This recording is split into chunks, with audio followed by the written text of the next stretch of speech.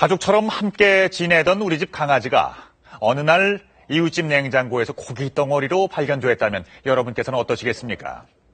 경북 청송에서 있었던 이른바 길룡이 사건에 대한 얘기인데요. 6개월이 지난 지금 길룡이 주인은 차가운 현실을 마주하고 있습니다. 홍희정 기자입니다.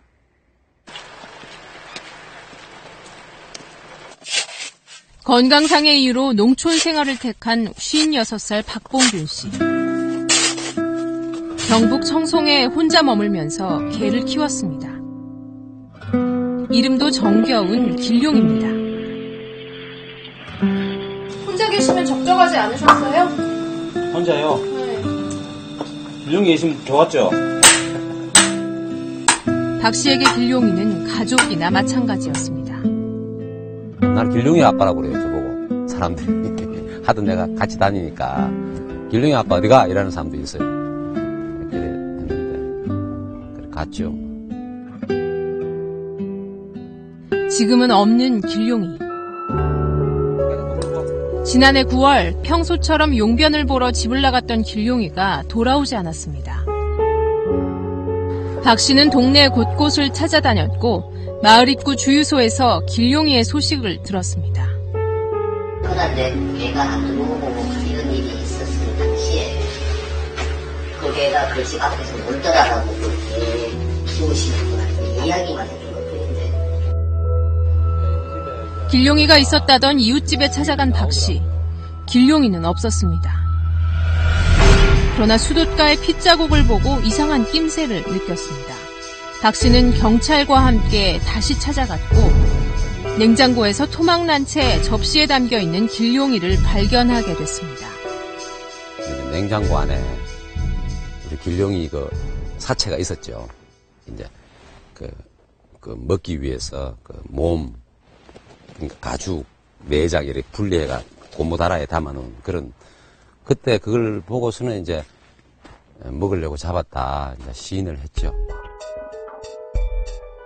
길룡이의 죽은 모습을 보고 크게 상심한 박 씨. 이웃집 가해자를 고소했지만 경찰은 웬만하면 합의해 줄 것을 주문했다고 합니다. 수사기관에서 합의를 하라고 이렇게 종용하다 보니까 그 피해 견주는 그 점에 대해서 상당히 힘들어했던 것 같습니다. 합의가 이루어지지 않자 경찰이 적용한 혐의 중 하나는 재물손괴죄. 법적으로 모든 동물들은 물건으로 분류되기 때문입니다. 또 동물학대의 경우 1년 이하의 징역 또는 1,000만 원 이하의 벌금형, 재물손괴의 경우 3년 이하의 징역 또는 700만 원 이하의 벌금형인 만큼 1년보다 3년으로 처벌 수위가 높은 재물손괴의 혐의가 주로 적용됩니다. 입건이 됐다고 하더라도 재물손괴죄로 처벌이 되는 경우가 많습니다. 일선에서도 경찰관들도 사실 이것이 동물학대로 처벌할 수 있느냐에 대해서도 상당히 혼란스러워 하시더라고요. 가족을 잃었는데 재물손괴라니. 박 씨의 딸은 가엾게 죽은 길룡이가 물건 취급을 받자 이 사건을 인터넷에 알렸습니다. 인터넷 공간에서는 수백 개의 댓글이 달리는 등 뜨거운 논쟁이 일었습니다. 동물보호 시민단체도 적극 관여하기 시작하면서 이 사건은 손해배상을 위한 민사소송으로까지 번졌습니다. 경찰에서는 이 사건을 형법상의 재물손괴죄와 동물보호법에 동물학대 등의 금지 행위로 보고 피해자를 불구속 입건해서 사건을 검찰로 송치한 그런 내용입니다. 지난달 가해자는 200만 원의 벌금형을 받았습니다. 동물보호단체는 주인이 있는 개를 몰래 잡아먹으려 한 죄에 대해 처벌이 미약하다고 주장합니다. 이건 도대체 있을 수 없는 일이 어이없는 일이 생겨오니까 이거는 좀 더 강하게 처벌이 돼야 됐는데 200만 원밖에 안 됐다는 거는 굉장히 처벌이 약하게 된 거죠. 6개월이 지나 다시 찾은 청송 누린리. 주민들은 길룡이 사건 자체에 대한 언급을 피했습니다. 그분도 모르실까요? 몇 차례 물어서야 마지못해 털어놓은 길룡이 사건에 대한 이야기들. 길룡이를 둘러싼 경찰 수사와 이어지는 소송에 대한 불편한 심기가 마을을 뒤덮고 있었습니다. 좀 빌려갖고 생각되겠지. 안 그러겠어요. 걔는 걔고 뭐 이 사람이 가가 몰고 온 것도 아니고 안 그래요? 지가 놓았는 거고. 남의 개를 잡아먹으려 한 것은 잘못이지만 개를 풀어놓은 것도 문제라는 겁니다. 또 경찰에 신고해 수백만 원의 벌금을 물게 하고 민사소송까지 진행하는 것은 너무 심하다는 겁니다. 억울한데 내 주인 손해도 상하고 뭐 동물연대가 거기서도 뭐 그러고 하니까 이제 관청에서 뭐 기침할 수도 있고 뭐 싫어하고 이런데. 길룡이가 있던 곳을 알려줬던 주유소도 냉랭한 주민들의 시선으로 어려움을 겪었다고 합니다. 주유소가 여기 있으면서 저희 집 기름도 안 쓰세요. 심적으로 피해를 많이 보셨어요. 그걸 왜 가르쳐 줬냐고? 왜 가르쳐줬고 동네 분들 사이에 이간질을 했다. 박 씨 역시 마을 주민들의 이 같은 분위기를 잘 알고 있습니다. 저도 지금 이 촬영하는 게 부담스러워요. 가족들 키우는 사람들 충격인데 제 3자들은 뭐 개 한 마리 가지고 뭐 그러느냐 이제 다들 그러죠. 이처럼 가해자에 대해 더 강한 처벌을 요구하며 분노하는 사람들과 지금도 지나치게 가혹한 처벌을 받고 있다고 생각하는 사람들. 동물에 대한 입장 차이는 생계가 걸려있는 경우 더 확연하게 벌어집니다. 조련을 받던 원숭이가 목줄에 매인 채 바닥에 내쳐집니다. 두 손이 뒤로 묶인 원숭이는 전력을 다해 도망가지만 결국 질질 끌려갑니다. 최근 영국 국제동물보호단체에서 한국에서 일어난 일이라며 공개한 영상입니다. 인도와 타이완 등 20여 개 국가에서 동물 공연을 금지했다며 한국도 동참해야 한다는 주장입니다. It's time for Korea to ban the use of animals in entertainment. 그러나 영국과 미국 같은 대부분의 선진국들도 동물 공연을 법으로 금지하고 있지는 않은 상황. 우리나라에서는 동물에 대한 인위적인 훈련을 금지하는 동물원법이 추진되고 있습니다. 국민들뿐만 아니라 전 세계에 그 동물을 사랑하는 많은 그 사람들의 염원이 담겨 있는 법으로서 대한민국 국회는 또 국제사회에 아주 조속히 화답을 해야 된다고 그렇게 감히 말씀을 드립니다. 동영상에 나오는 공연 관계자를 찾아가 봤습니다.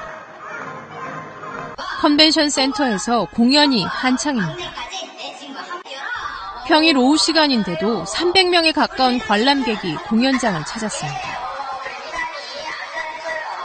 원숭이들이 제주를 넘으면 관객들은 환호하고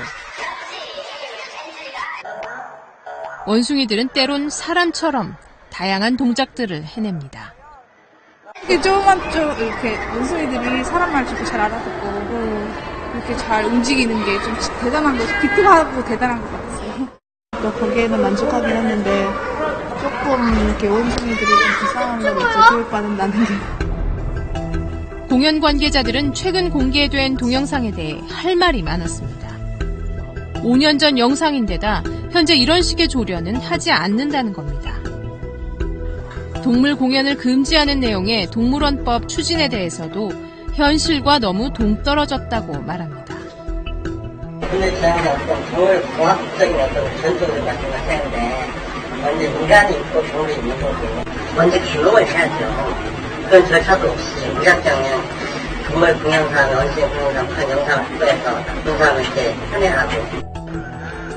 동물원법이 통과돼 공연을 못하게 될 경우 직업 선택의 자유를 보장한 헌법에 반하는 것이라며 위헌 소송이라도 하겠다는 입장입니다.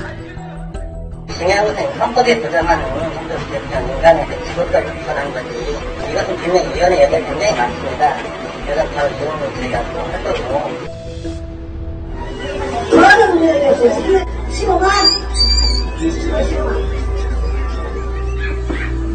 갓 태어난 강아지가 경매장에 나왔습니다. 경매장은 사람들로 가득 차 있고 한 마리 한 마리 등장할 때마다 값이 매겨집니다. 10만. 경매장을 찾는 사람들은 생산업자와 판매업자. 생산업자들은 개 번식장, 이른바 종견장을 운영하는 사람들. 동물보호단체의 안내를 받아 찾아간 종견장. 들어갈 수가 없을 정도로 지독한 악취가 코를 찌릅니다. 철창 밑으로 몇 년 동안 쌓인 것으로 보이는 배설물들이 가득 차 있습니다. 이곳에서 개들은 기계처럼 번식에만 이용됩니다. 구입하자마자 병에 걸려 죽었다는 애완견 피해 사례의 원인으로도 종견장이 지목되고 있습니다. 동물보호단체들은 경매장과 종견장 등의 유통구조를 아예 없애야 한다고 주장합니다. 정말 키우고 싶다면 여러 루트를 통해서 보호소를 통해서도 그런 개들이 있는데 그렇게 기계적으로 새끼를 찍어내진 않는 동물을 우리가 키우는 거, 이게 과연 우리가 인간적으로 정말 명분이 있는 건가. 개를 사고 파는 인터넷 사이트. 하루에도 수십 건의 글이 올라옵니다. 개의 종과 특징, 그리고 가격이 매겨져 있습니다. 이렇게 인터넷을 통해 강아지를 분양하고 있는 또 다른 종견장을 찾아가 봤습니다. 다양한 종류의 개들이 철창 안에서 지내고 있습니다. 뛰어다니며 놀고 있는 모습도 보입니다. 배설물이 쌓여있지도 않고 시설도 비교적 깨끗합니다. 새끼를 두세 번 출산한다, 아니면 발정 촉진제를 맞춘다, 이것이 꼭 대다수 캔넬에서 이루어지는 것 마냥 보도되는 것에 대해서 이거는 일방적으로 하는 주장만을 듣고 일부 열악한 종견장만 부각시켜 피해를 봤다는 겁니다. 이미 수십 년에 걸쳐 이 같은 유통구조가 정착이 된 상황에서 지난해 사육시설 관리를 강화한 동물보호법 개정으로 인해 하루아침에 애견 사육자 대부분이 범법자가 됐다며 분통을 터뜨립니다. 우리 애견 사육 농가에 실태조사 한번 했었으면 이렇게 우리가 피해보는 일은 없었을 거라 생각합니다. 우리가 만약에 잘못했다면 이걸 이렇게 계산을 해라, 개선해서 키워라, 이거를 해줬으면 좋겠다. 그렇지 않고 그냥 니네는 불법 사육자니까 다 없어져라 하는 거는. 이렇게 한쪽에선 동물의 복지를 강화해야 한다는 입장과 현실에 맞지 않는다는 쪽의 주장이 팽팽히 맞서고 있지만 사실 우리 사회는 아직 동물 복지 자체에 대해선 무관심한 게 현실입니다. 동물이 싫고 그래서 그런 일을 하게 되신 게 아니에요. 만나보셨잖아요. 동물을 좋아하게 되는데 사회에서 그 동물을 좋아하는 사람들한테 줄 수 있는 직업, 그런 것들이 별로 사실 없어요. 그래서 제대로 된 어떤 동물과의 유대를 보여줄 수 있는 그런 프로그램을 만들어서 어떤 그 전환을 좀 할 수 있게 그렇게 해주는 방법을 찾아야 될 것 같고요. 한번 내가 그 개를 사면은 버리지 않게 책임을 질 수 있는 거를 키우는 사람들한테도 많이 해야 된다고 생각해요. 우리 같이 이렇게 분양하는 사람만 그럴 게 아니고 유기견 발생 자체를 안 하게 그 동물연대 같은 데, 동카라 같은 데서 그걸 해줘야 된다고 생각해요. 이들 모두 동물 보호에 대해 사회가 관심을 갖고 공감대가 마련됐으면 한다고 말합니다. 동물을 학대받는 세상에서는 나보다 약한 다른 사람이나 존재도 이해받지 못하고 학대되는 그런 상황이 되기 때문에 결코 이게 동물에만 국한된 문제가 아닌 거죠. 청송 시골 마을에서 길룡이 없이 혼자 지내고 있는 박 씨. 이런 일이 있었어요. 개 한 마리. 이제는 다른 개를 키울 엄두가 나지 않는다고 합니다. 전 사람들이 하찮은 개라 그러잖아요. 근데 그거 한 대도 그렇게 슬픈데 그게 이게 큰 슬픔이고 개를 보신용으로 생각하잖아요. 그런 사람들의 관점에서는 개 한 마리 죽었는데 뭐 그렇게 난리냐 이렇게. 누구에게는 가족보다 소중한 평생의 친구이고 또 다른 누구에게는 그저 물건에 가깝게 취급되는 동물들. 동물에 대한 기본적인 인식이 다른 만큼 동물 보호의 기준이 어디까지인지에 대한 인식의 격차도 작지 않습니다.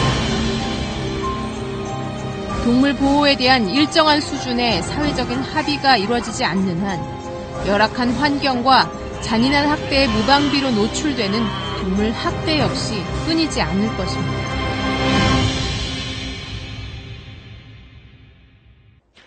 동물을 반려로 여길 것인가, 경제적 효용을 지닌 가축으로 생각할 것인가.